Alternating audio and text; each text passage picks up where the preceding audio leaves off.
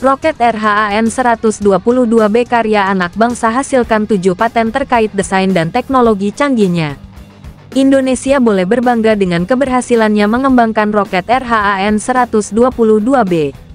Menilik ke belakang, RHAN-122B adalah hasil pengembangan dari roket-roket D-230 bertipe RX-1210.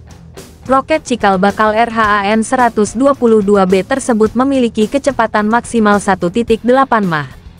Diameternya 122 mm dan punya jarak jangkauan 20 km. Seperti dikutip dari laman indonesia.go.id, Sabtu, tanggal 13 Januari tahun 2023. Prototipe pertama D-230 dipesan oleh Kementerian Pertahanan dalam rangka memperkuat program 1000 roket. Sejak itu, pemerintah menyusun konsorsium roket nasional yang diketuai oleh PT Dirgantara Indonesia (PT-DI). Konsorsium roket nasional memiliki anggota beberapa industri strategis yang bertugas beragam peralatan roket.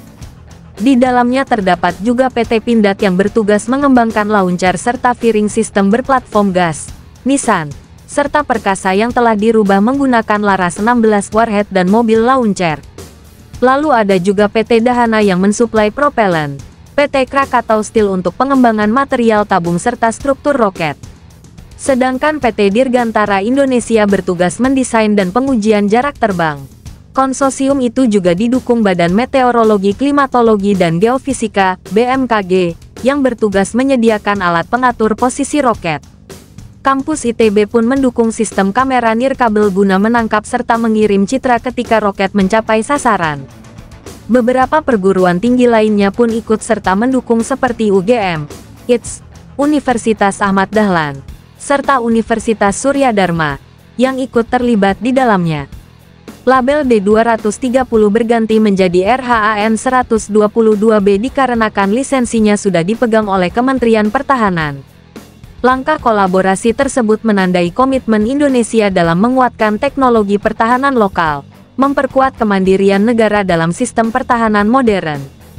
Kepala BRIN, Robertus Heru Triharjanto menceritakan bahwa pengembangan RHAN-122B itu dimulai ketika dirinya menjelang pindah ke teknologi satelit. Jadi waktu itu dari marinir yang dipinjamkan ke kita dan teknologinya probably different. Mereka itu propelannya berbeda. Mereka pakai double base ya, dengan teknologi prosesnya yang berbeda, ujarnya, lapor brin.go.id. Oleh karena itulah, tim periset harus memutar otak dengan modal yang kita punya, dapat melakukan reverse engineering atau alih teknologi untuk rudal tersebut.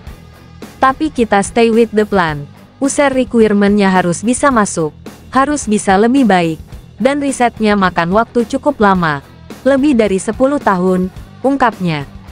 Pada 2018, modifikasi pada desain sirip folded fin dilakukan dengan beralih dari bahan aluminium ke baja dan sistem pengunci fin menggunakan locking fin, menggantikan pengunci awal berbasis pegas. Modifikasi pada nozzle roket menjadi 2 bagian juga dilakukan tanpa cover nozzle. Setelah modifikasi pada nozzle dan fin, kinerja terbang RHAN-122B menjadi stabil dan konsisten. Kemudian pada 2019 berhasil memperoleh sertifikat kelaikan udara sebagai senjata udara militer dari Badan Sarana Pertahanan, Kementerian Pertahanan dan Keamanan. Pencapaian sertifikat ini memunculkan urgensi untuk mendaftarkan paten dan melisensikan teknologi roket ini untuk produksi massal. Kerja sama pertahanan Indonesia dan Rusia masih belum padam. Meski ada ancaman sanksi CAATSA dari AS, hubungan Indonesia dan Rusia masih adem ayem. Padahal sudah ada pembatalan pembelian Su-35 oleh Indonesia yang mengakibatkan kerugian bagi Rusia.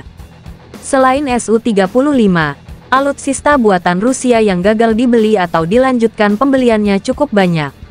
Pertama BT-3F yang rencananya akan mengganti BTR-50 Korps Marinir. Lantas ada rencana penambahan helikopter Mi-17 yang juga tertunda.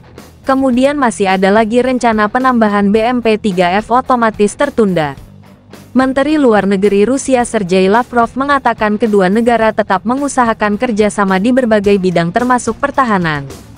Tingginya tingkat rasa saling percaya menciptakan suasana yang mendukung bagi kemajuan kerjasama militer dan teknis militer. perwira senior mengadakan pertemuan rutin. Pasukan Rusia ikut latihan gabungan di Indonesia. Pasokan senjata dan peralatan militer Rusia tetap menjadi komponen penting dalam kerjasama pertahanan. Kedua negara bekerja sama erat dalam menghadapi tantangan dan ancaman keamanan. Instansi terkait telah melakukan dialog yang teratur dan produktif. Jelas Lavrov dikutip dari Kementerian Luar Negeri Federasi Rusia pada tanggal 2 Februari tahun 2020. Menurut Lavrov, Rusia mendapatkan manfaat besar dari hubungan diplomatiknya dengan Rusia. Meskipun demikian, proses pengurusan hak kekayaan intelektual (HKI) terhambat oleh prioritas pada jalannya kegiatan pengembangan.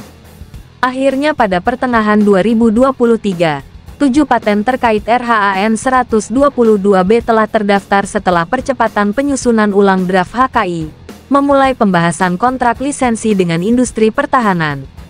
Adapun 7 kekayaan intelektual berupa paten sebagai berikut. 1. Metode pemasangan propelan padat dan inhibitor pada motor roket. 2. Peralatan dan sistem rangkaian penyala roket tipe piroteknik dengan struktur menggunakan bantalan poros. 3. Metode pembuatan insulasi termal dengan menggunakan pil ply pada motor roket padat. 4. Sistem propulsi motor roket kaliber 122 mm menggunakan propelan padat komposit konfigurasi ganda. 5. Propelan padat komposit HTP-BALAP trimodul. 6.